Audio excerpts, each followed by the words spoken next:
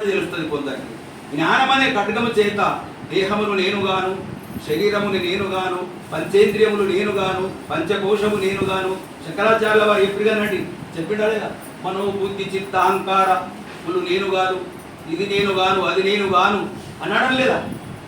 మనో బుద్ధి అహంకార చిత్తాదినాహం న స్తోత్రం న జిహ్మ న చగ్రాన నేత్రే న చ వ్యోమ భూమిర్న తేజో న వాయు చిదానంద రూప శివోహం శివోహం న చ ప్రాణ సంకో న వై పంచవాయు న వా సప్త ధాతుర్న వా పంచకోశ న వాక్పాని పాదౌ న చోపస్తపాయు చిదానంద రూప శివోహం శివోహం న మృత్యుర్న శంక న మే జాతి భేద.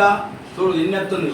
న మృత్యుర్న శంక న మే జాతి భేద పితా నైవ మే నైవ మాతా న జన్మ న ధర్మో న చార్తో న కామో న మోక్ష చిదానంద రూప శివోహం శివోహం.